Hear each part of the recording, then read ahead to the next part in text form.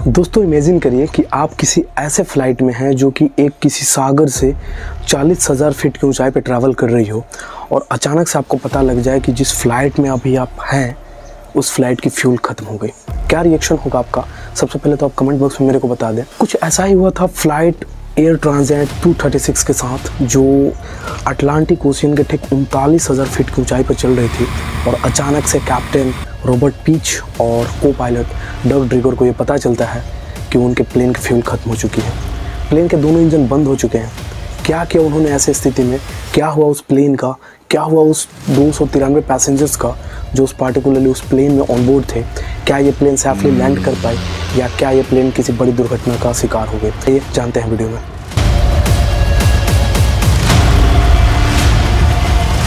नमस्कार दोस्तों, मेरा नाम है अवनीश और आज के इस पर्टिकुलर वीडियो में मैं बात करने वाला हूँ एयर ट्रांजिट फ्लाइट 236 के बारे में। दोस्तों 2001 में एक काफ़ी बड़ी हेडलाइन थी एयर ट्रांजिट फ्लाइट 236। वीडियो शुरू करने से पहले सबसे पहले मैं आपको बताना चाहूँगा कि ट्रांजिट फ्लाइट होती क्या है। तो ट्रांजिट या ट्रांस अटलांटिक का शॉर्ट फॉर्म है और जो भी फ्लाइट्स अटलांटिक ओशियन से ऊपर से होकर गुजरती है उसको हम ट्रांस अटलांटिक फ़्लाइट कहते हैं।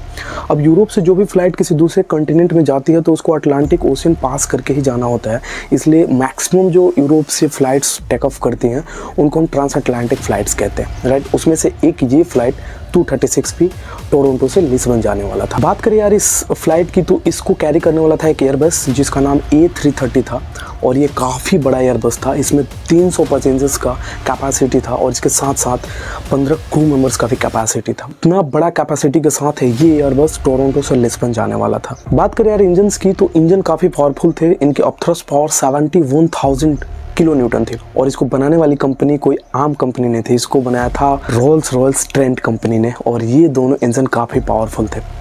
एयरबस की बात करें तो एयरबस बिल्कुल सक्षम था ये काम करने के लिए। टोरंटो से लिस्बन की जो दूरी है वो नॉन स्टॉप 7 आवर्स की है। बीच में पूरा का पूरा अटलांटिक ओशियन है और दूर दूर तक धरती का कोई कोना दिखाई नहीं देता जब इस फ्लाइट में आप ऑन बोर्ड होते हो। बात करें पायलट्स की जिनको ये प्लेन उड़ाना था, तो सबसे पहले जो कैप्टन थे, कैप्टन रॉबर्ट पीच 48 वर्ष के थे और जिनको 17,000 घंटे फ्लाइट उड़ाने का एक्सपीरियंस था, जिसमें से 800 घंटे तक इन्होंने इसी एयरबस को उड़ाया था। इसके साथ साथ जो फर्स्ट ऑफिसर्स थे जिनको हम को पायलट भी कहते हैं, डग ड्रिगर, उनको भी 4800 घंटे फ्लाइट उड़ाने का एक्सपीरियंस था, जिसमें 400 घंटे उन्होंने इस एयरबस को अपने लाइफ स्पैन में उड़ाया था। तो अगर एयरबस की बात करें तो एयरबस बिल्कुल मजबूत था, पायलट्स भी बिल्कुल अनुभवी थे और इस सारी चीज़ों में कोई दिक्कत नहीं था।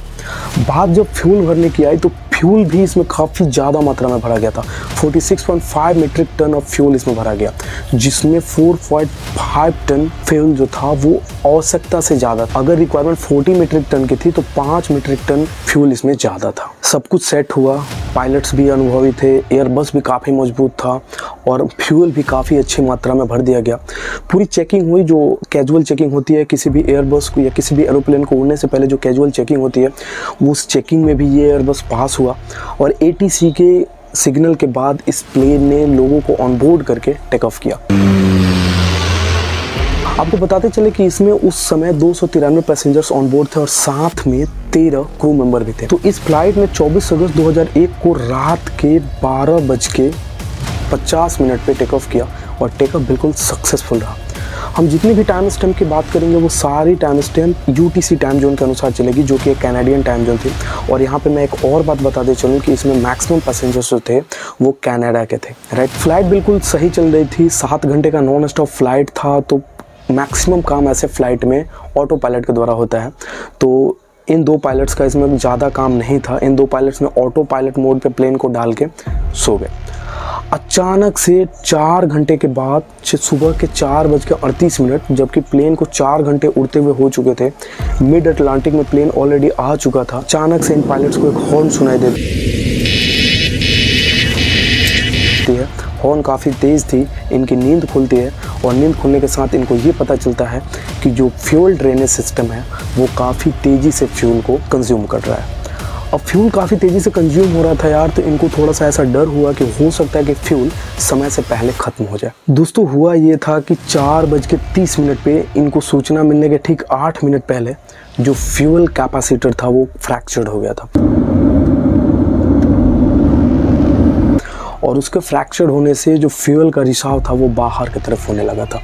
जहाँ पे फ्यूल स्टोर होता है उसमें ऐसा समझ लीजिए कि एक रिसाव सा हो गया था और उस रिसाव के कारण इसमें से फ्यूल बाहर जाने लगा था, जिसके कारण जो फ्यूल जिसको जहाज़ को कंज्यूम करना था वो इस एयरबस को कंज्यूम न करके इसके अलावा वो फ्यूल एयर में भी बाहर गिर रहा था, जिसके कारण जो फ्यूल कंजम्पशन कैपेसिटी था वो तेज़ी से बढ़ गया। इनको शुरू में ऐसा लगा कि ये कोई बड़ी घटना नहीं है, हो सकता है कि फ्यूल कंजम्पशन थोड़ा सा ज़्यादा हो गया हो, लेकिन समय पे हम लोग अपने गंतव्य स्थान पे पहुंच जाएंगे।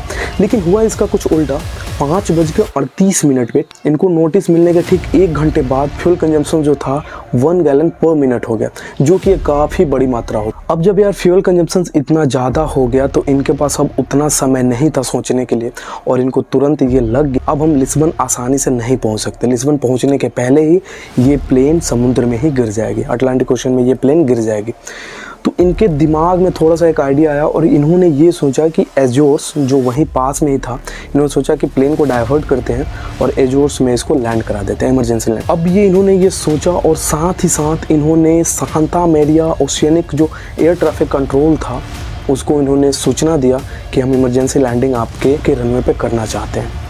और सांता मेरिया एयर ट्रैफिक कंट्रोल ने इनको अलाउ किया कि आप आइए और आके आराम से यहाँ पर सेफली लैंडिंग करिए। लेकिन ये लैंडिंग इतनी आसान नहीं थी।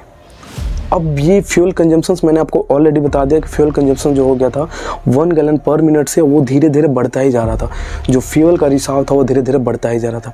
ये करते करते इनको 5:50 हो गया था यूटीसी टाइम जोन के अनुसार, 5:50 का सुबह हो गया था।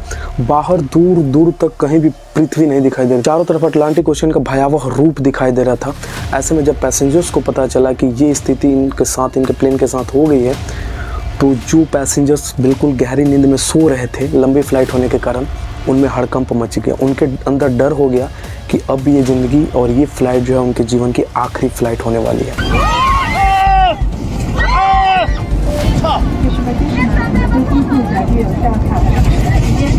अब ये प्लेन एज्योर की तरफ मुड़ चुका था। प्लेन एज्योर की तरफ बढ़ ही रहा था कि 6:13 पे, सुबह के 6:13 पे इंजन नंबर 1 बंद पड़ गया। अब यहाँ से अभी भी एज्योर्स की जो दूरी थी वो 280 किलोमीटर की थी। मतलब 280 किलोमीटर पहले ही इंजन नंबर 1 ने धोखा दिया और इंजन नंबर 1 का फ्यूल ख़त्म होने के कारण वो बिल्कुल बंद हो गया। ठीक इसके 13 मिनट के बाद जब 6:26 हो रहे थे और जब लोग एकदम शांति से इस प्रार्थना कर रहे थे कि ये एरोप्लेन सेफली लैंड कर जाए, तो इसका इंजन नंबर 2 भी बंद पड़ गया। अब जो पायलट्स थे इनके पास काफ़ी बड़ी चुनौती थी। फ्यूल बिल्कुल ख़त्म हो गया था, दोनों इंजन्स बंद हो चुके थे और इनका रडार सिस्टम भी बंद हो गया था। तब पायलट रॉबर्ट पिच जो कि काफ़ी अनुभवी थे। दोस्तों मैं यहाँ पे आपको बताते चलूँ कि एक रैट शब्द प्रयोग किया जाता है एरोप्लेन के डिक्शनरी में, जिसका मतलब होता है रैम एयर टरबाइन।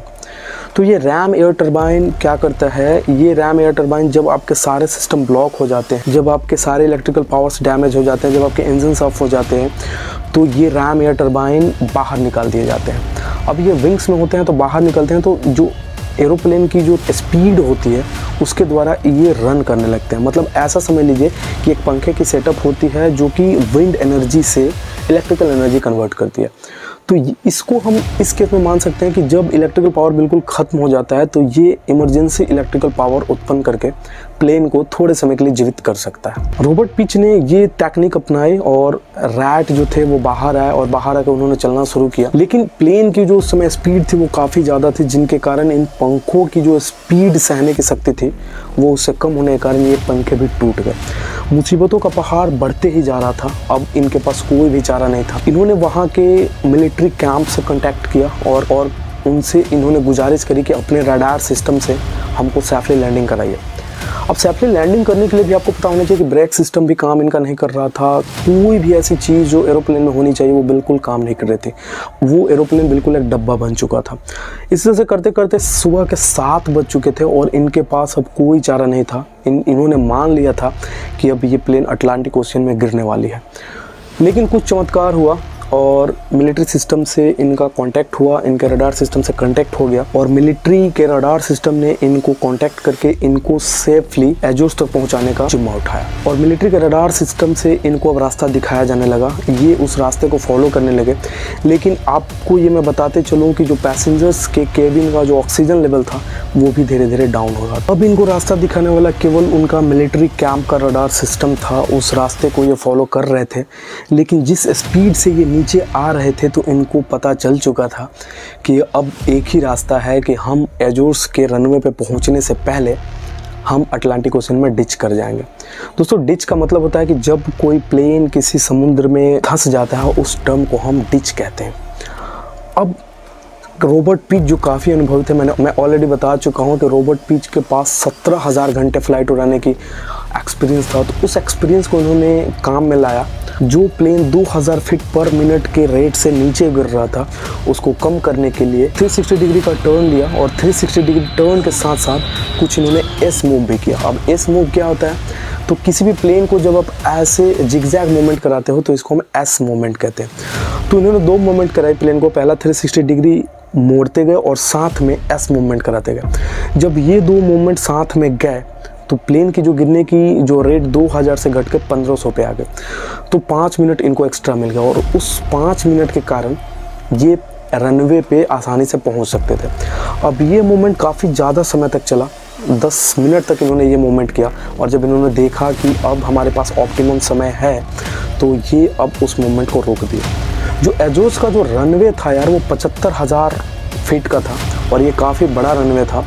अब इनके पास मुश्किल ये था कि इनके पास कोई भी ब्रेक सिस्टम नहीं था, इनके पास कोई भी इलेक्ट्रिकल पावर नहीं था, इनके पास कोई भी लाइट्स नहीं थे। बस इनको नंगी आंखों से रनवे को देख के इनको रनवे पे एयरबस को उतारना था। दोस्तों यहाँ मैं आपको बताते चलूँ कि ये जो प्लेन अभी उड़ रहा था ये टोटली ग्लाइडिंग प्रोसेस से चल रहा था। अब ग्लाइडिंग क्या होता है यार, दोस्तों आपने पहाड़ों में देखा होगा कि जब लोग ग्लाइडिंग करते हैं उनके पास कोई इंजन नहीं होते, बस एक लंबी पतंग जैसी चीज़ को पकड़ के वो उड़ते रहते हैं, उस चीज़ को हम ग्लाइडिंग कहते हैं। और उसी प्रोसेस के साथ ये प्लेन नीचे की तरफ आ रहा था और अचानक से रनवे जो 75,000 फीट का था 10,000 फीट के बाद उन्होंने रनवे को टच किया पहली बार और रनवे को जैसे ही टच किया तो इनके सांस में सांस आई। लेकिन ये प्रोसेस अभी काफ़ी इजी नहीं होने वाला था। रनवे को टच करने इनके ब्रेक सिस्टम बिल्कुल काम करना बंद कर चुके थे और आगे इनको रोकने वाला कोई चीज़ नहीं था। हालांकि रनवे बहुत बड़ा होने के कारण 10,000 फीट की दूरी के बाद भी इनके पास 65,000 फीट की रनवे बची थी और 5,000 फीट रनवे रहते रहते इनकी एयरबस फ्रिक्शन के कारण रुक गई। अब जब एयरबस रुकी तो वहाँ पे वाटर इजेक्टर सिस्टम से पूरे एयरबस को पानी से नहलाया गया, कोई भी दुर्घटना नहीं हुई।